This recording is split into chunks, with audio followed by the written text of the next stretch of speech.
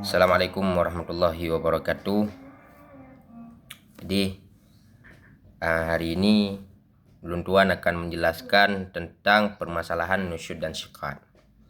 Nah, yang pertama permasalahan contoh soal sepasang suami istri.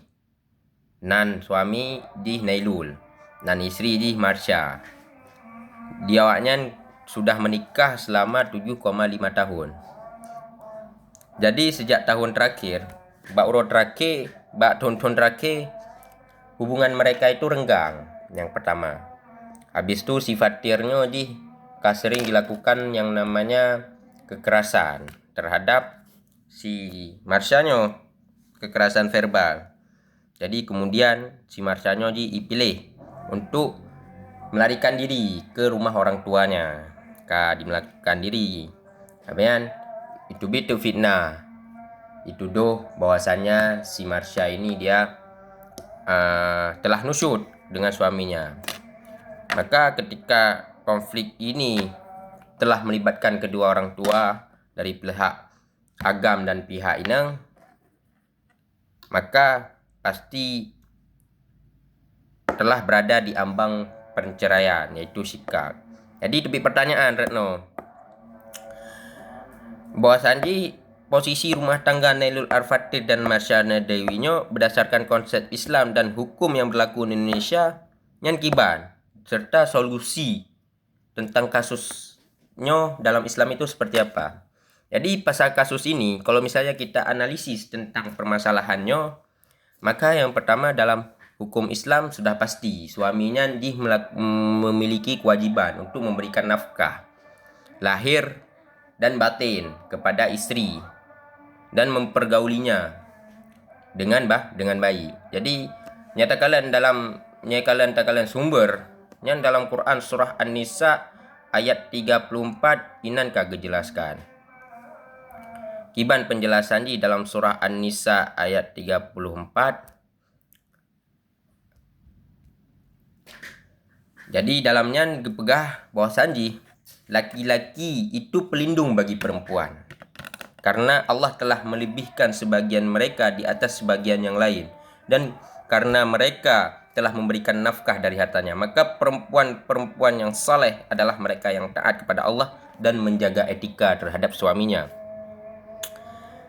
Karena Allah telah menjaga mereka, perempuan-perempuan kamu yang khawatir akan nusyud, hendaklah kamu memberi nasihat kepada mereka dan tinggalkanlah mereka di tempat tidur. Dan kalau perlu, pukullah mereka, tapi jika mereka menaatimu, maka janganlah kamu mencari alasan untuk menyusahkannya. Sungguhnya Allah yang maha tinggi dan besar. Jadi, nyatakan bahwasannya dalam Al-Quran kagak jelaskan tentang permasalahan nusyudnya. Dalam permasalahan nusyud dan syiqaqnya. Terjadi permasalahan itu. Dalam hukum Islam, pasal 80 kompilasi hukum Islam menyatakan bahwasanya suami bertanggung jawab untuk memberi nafkah dan tempat tinggal serta perlindungan hak kepada si istri.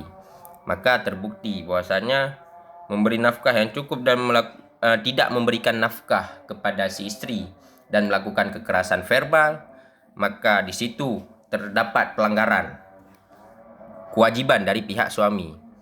Jadi kalau misalnya kita analisis lagi, bahwasanya dari dalam pasal 84 KHI, seorang istri dianggap nusyud apabila tidak melaksanakan kewajibannya terhadap suami tanpa alasan yang sah. Tapi apabila terjadi kasus seperti itu, si istri meninggalkan rumah karena tidak memperoleh nafkah dan mengalami kekerasan verbal, maka tindakan istri memiliki alasan yang dapat dibenarkan, sehingga tidak dapat langsung dikaderkan kepada nusyud. Jadi kalau misalnya ada terdapat misalnya dari si istri dia melarikan diri karena si suami telah melakukan kekerasan, habis itu tidak memberikan nafkah, maka dibenarkan ketika dia melarikan diri ke rumah orang tuanya, dan itu tidak dianggap sebagai nusyud. Kalau misalnya kita lihat dari untuk solusinya itu seperti apa. Jadi kalau misalnya dalam solusi Islam itu, solusi hukum, langkah pertama yang harus dilakukan itu yaitu adanya mediasi melalui ahkam dari kedua keluarga. Jadi apabila dibuatnya dulu perdamaian. Apabila perdamaiannya berhasil, maka boleh rumah tangga dari mereka itu dapat dipertahankan. Tapi apabila terjadinya konflik terus berlanjut, ketika sudah ketika ada melakukan mediasi tapi konflik terus berlanjut dan tidak ada jalan keluar, maka perceraian itu bisa menjadi solusi. Maka boleh dari mereka untuk melakukan yang namanya perceraian. Maka dari itu, kalau kita lihat dari solusi dari hukum Islam, Quran surah An-Nisa ayat 34 sudah dijelaskan bahwasanya suami memiliki hak perlindungan terhadap perempuan, memiliki hak untuk memberikan nafkah terhadap perempuan. Jadi ketika suami tidak lagi memberikan nafkah, suami melakukan kekerasan, maka si istri boleh dan dibenarkan ketika dia melarikan ke rumah orang tuanya dan tidak dianggap kepada nusyuz. Lanjut ke kasus kedua. Keluar lagi pertanyaan pada kasus kedua. Ada namanya, saya tak begah juga namanya Sofia. Dia merasa sudah tidak lahan lagi hidup dengan Nabil. Karena si Nabil ini dia kecanduan judi online. Hingga dia menghabiskan tabungan keluarga. Sofia dia memutuskan untuk mengajukan gugatan. Dia mengajukan gugatan khulu'. Khulu' itu apa? Khulu' itulah perceraian. Gugatan perceraian dari istri dengan memberikan dengan memberikan imbalan kepada suami. Jadi ketika si istri melakukan gugatan, dia melakukan khulu' dengan memberikan imbalan. Jadi ketika si istri memberikan imbalan agar si suami untuk menceraikannya. Tapi ada alasan tertentu. Ada alasan tertentu. Maka misal contoh seperti ini kan, yang tadi soalnya dia mengajukan gugatan cerai ke Mahkamah Syariah dan menawarkan sejumlah uang iwad sebagai tebusan agar suaminya bersedia menceraikannya. Itulah namanya khulu'. Jadi dia memberikan tebusan kepada suami untuk agar diceraikan. Maka apabila tersebut dari pengadilan tersebut mengabulkan. Setelah keputusan pengadilan keluar ingkrah, maka si Lutfi pertama dia menyesal dan meminta Sofia untuk rujuk. Maka permasalahannya gimana itu? Ya kan? Jadi cara kita memutuskan jenis talaknya apa apabila dia melakukan khulu' dan bagaimana cara rujuknya.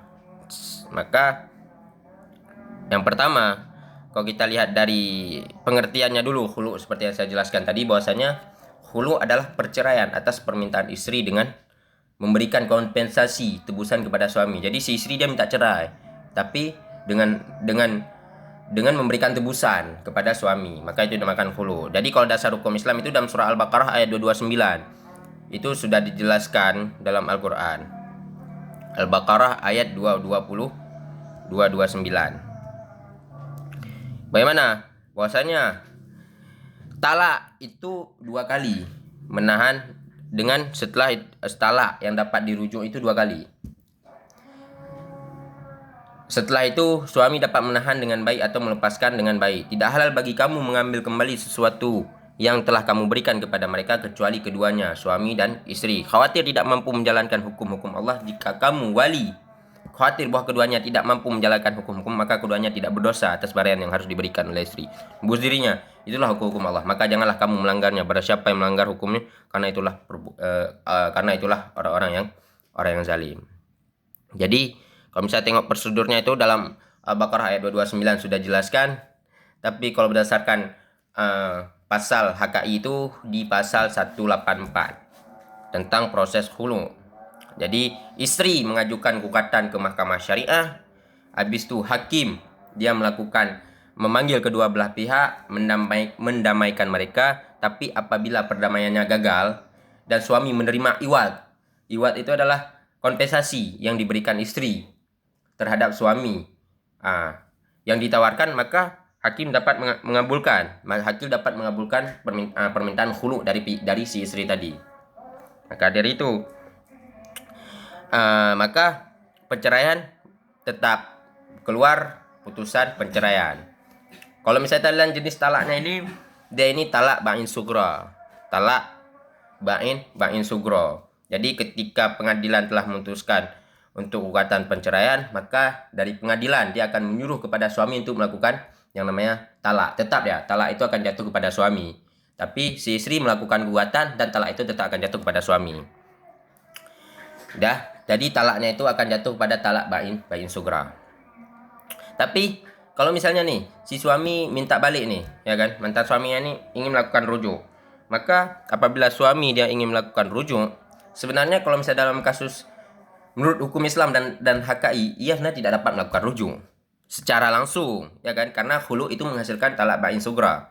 Tapi bisa. Yang pertama, mereka tetap harus, karena ini namanya talak bain sugra, mereka kan harus dilakukan yang mana akad nikah baru, seperti prosedur-prosedur nikah sebelumnya. Adanya calon suami, calon istri, wali nikah, 2 orang saksi, ijab kabul, serta mahar. Jadi yang perlu kita ketahui bahwasanya khulu merupakan perceraian atas permintaan istri dengan memberikan iwad. Sehingga memberikan iwad, dan putusan khulu menghasilkan talak bain sugra, sehingga mantan suami tidak memiliki hak rujuk selama masa iddah. Jadi dia tidak memiliki hak rujuk selama masa iddah. Jika ingin kembali, maka dari suami ataupun istri harus adanya akad nikah baru. Habis itu ada kasus yang ketiga, kasus tentang hak asuh anak. Ceritanya seperti ini. Si Afdal dengan Aisyah resmi bercerai mereka di mahkamah syariah. Tapi mereka ada anak yang berusia 4 tahun. Nama anak mereka tak bilang terus, namanya Nawaf. Jadi si Afdal ini menuntut agar hak asuh anak itu jatuh ke tangan dia, dengan alasan bahwa si Afdal ini dia memiliki banyak uang, kaya dia. Si Afdal ini kaya. Sedangkan si Aisyah ini dia hanya seorang ibu rumah tangga yang tidak bekerja. Yang menjadi pertanyaannya apa? Berdasarkan ketentuan hukum Islam dan regulasi perkawinan yang berlaku di Indonesia, pihak manakah yang paling berhak untuk menerima hak hadanah untuk anak usia 4 tahun tersebut? Jadi ketika permasalahan ini keluar tentang hak asuh anak, hadanah, ya kan? Maka yang pertama kita analisis dulu permasalahan hukumnya. Dalam kasus ini adalah menentukan siapa yang lebih berhak untuk mengasuh anak tersebut yang masih berusia 4 tahun. Dasarnya ada hadis Nabi yang menyatakan bahwasannya seorang ibu itu lebih berhak selama engkau belum menikah lagi. Seorang ibu lebih berhak menjaga anaknya selama dia masih belum menikah lagi. Dan kalau misalnya kita kembali ke dasar hukum Indonesia, itu pada pasal 165 huruf A ditegaskan bahwasannya pemeliharaan anak yang belum mumayyiz atau belum berusia 12 tahun itu adalah hak daripada ibunya. Jadi maka kalau misalnya kita kembali kepada HKI, maka si Naila ini masih berusia 4 tahun, itu hak asuhnya itu kembali kepada ibunya apabila dia belum mumayyiz. Apakah si ayah yang lebih kaya otomatis mendapat hak asuh? Kalau misalnya kita lihat, tidak. Kalau misalnya jawabannya itu tidak. Apabila keluar pertanyaan, si ayah ini apakah dia memiliki hak asuh? Tidak. Kenapa demikian? Karena tetap dia hak asuh itu diberikan kepada ibu, tetapi si ayah ini tetap masih ada kewajiban untuk menanggung seluruh kebutuhan anak. Termasuk yang pertama biaya hidup, pendidikan, kesehatan, dan kebutuhan lainnya. Maka, boleh nggak hak asuh ini beralih kepada ayah? Boleh. Apabila yang pertama si ibu ini melantarkan anak. Habis itu yang kedua si ibu ini berperilaku buruk terhadap anaknya. Yang ketiga si ibu ini tidak mampu mengasuh anaknya. Yang keempat si ibu ini membahayakan keselamatan anaknya. Maka itu boleh diambil hak asuh oleh si ayah.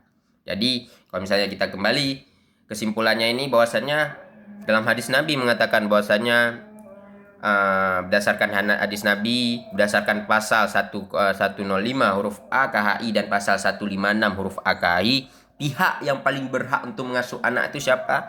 Itu adalah tetap si ibu. Jadi dari si Afdal dengan si Aisyah tadi berebutan siapa yang menjadi hak asuh, maka yang lebih berhak itu adalah si Aisyah, si ibunya.